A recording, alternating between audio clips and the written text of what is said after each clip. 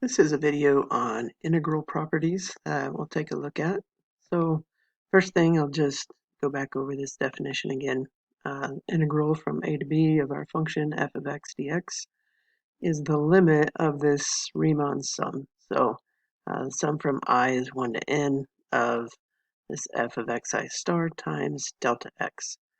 And we say provided the limit exists. There are a couple ways that you might get a limit that does not exist here. But for a definite integral, we're just going to say this definition holds as long as this limit actually does exist and gives you a finite value. Couple words, if that works, it's said to be integrable on this interval a to b, or we say it's an integrable function. So there are some properties we're going to want to take a look at. So we'll go ahead and do that here. And I'm going to pull up this website to investigate some of these properties. All right, so this site shows us kind of our Riemann sum approximation. So we got a curve from A to B, and we're approximating with these rectangles. If we go ahead and increase the number of rectangles, then that's taking our limit. So that gives us sort of our idea of getting that more exact area under the curve. Here positive area, here negative area. But that's the idea, is you're going to use more and more of these, take a limit to get that exact area.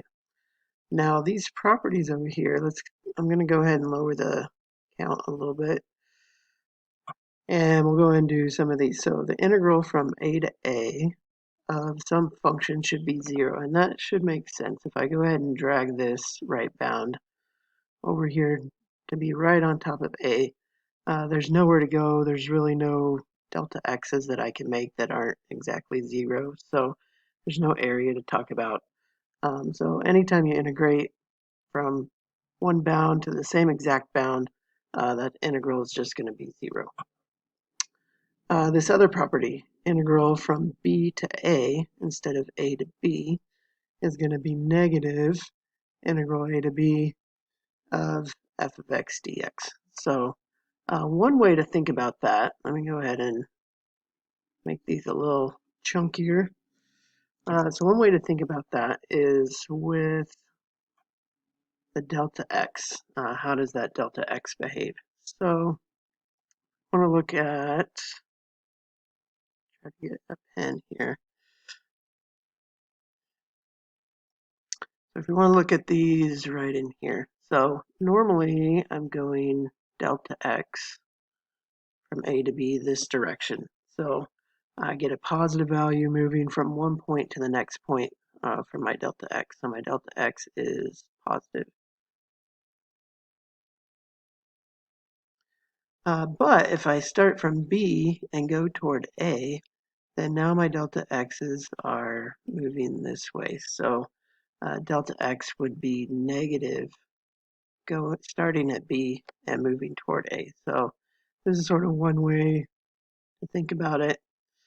Normally we take delta x to just be a positive value, but in the context of these being rectangles, this f of x times a delta x, that would be a negative, so I get an overall negative, and to compensate for that, I need to put a negative in there. So that's sort of the idea. If I switch my bounds, I'm running the other direction in this context from this b on the right to this a on the left, and that makes the answer just the opposite, so negative because of these different directions that I'm moving in.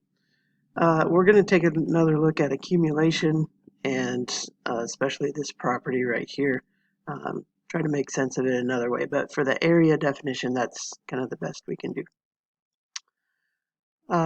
Property number 3, let's go ahead and take a look at that one. So for property 3, you really don't need a graph to talk about it, but you could. So for this one, basically if I have this f of x plus g of x, and I'm doing a sum, sums you can do in any order. So I can just add up all the f values, all the g values, and then that should give me the same thing. So One thing that's nice about integrals is if you have addition or subtraction, uh, either way you can just reorder those because addition and subtraction can be reordered, and I get either one of these properties. So if I do f plus g and add up a bunch of those, same as adding up all the f's, all the g's, combining those. Same thing if g is being subtracted, I can just add up all the f's, all the g's, and then subtract those off. So 3 and 4 just kind of follow from the property of the fact that integrals are sums for those guys. Same thing for number 5. This one, we have c times f of x. If we add up a bunch of those c's in front, we can factor that c out. So if you have f of, say, this um, x0, x1, x2, x3, x4, all the way on down the line, but then times a c, you can just factor that c out. So factoring is basically property number 5 right there. But anytime you have just this constant times a function, that constant can be pulled out of the integral. And we're going to be using that property quite a bit. The last one here in the list, number 6, makes sense in one context. You got to think about it a little bit more in another one. So this integral from a to b f of x dx is the integral from a to c plus the integral from c to b. And I'm going to go ahead and do the context first, where let's say c is somewhere here in the middle. So let's say this is our c. So if we go starting right here from a to c and look at that integral, then that is going to add up to the second part right here from c to b. And we can just take those two integrals. So this area from a to c plus this area from c to b is going to be total area from a to b. So when c is in the middle, that kind of makes sense for those guys. I'm going to go ahead and take a look at what if c were on the outside of this a to b that's right here. Let me go ahead and move this b over, say somewhere here, and then I'm going to put c back over here. So I go and do that. Now let's go ahead and draw my c outside this region from a to b. So if we go ahead and try that, let's see. So I got this integral from a to b, that's going to be right here. And this integral from b to c, that's going to be right here. And let's go ahead and write down what that's going to be. So, sorry, I was having trouble with the pen. So we got integral from a to b plus, and I'm just going to shorthand it by not writing f of x dx each time, but plus this integral b to c, that's going to equal this integral from a to c. A to c. Try that. Okay, so now what I can do is just rearrange these a little bit. So we want this integral from a to b over here. So I'm going to go ahead and subtract this guy. So we got this integral from a to b is integral from a to c minus this integral from b to c. And again, that should make sense. If c is on the outside, this whole thing, a to c minus this little part from b to c should be this leftover from a to b right there.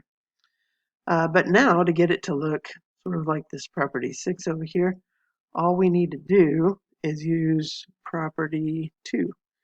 So this guy right here, we can just switch these bounds and we're going to get integral from b to c with a different sign. So we'll get a positive instead of a negative. So this we could say is also equal to integral from a to c plus integral from c to b.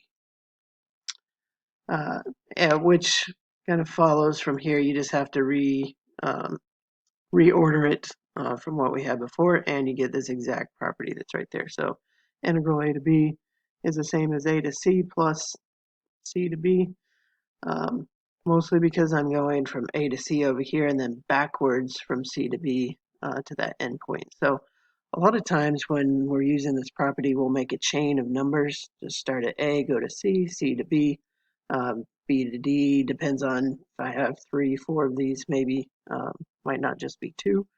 So this property works for any chain of integrals as long as you're just following the numbers from one to the next, to the next, to the next. All right, we'll do some examples of these in another video, but hopefully that shows you a little bit of these properties right here, how those work.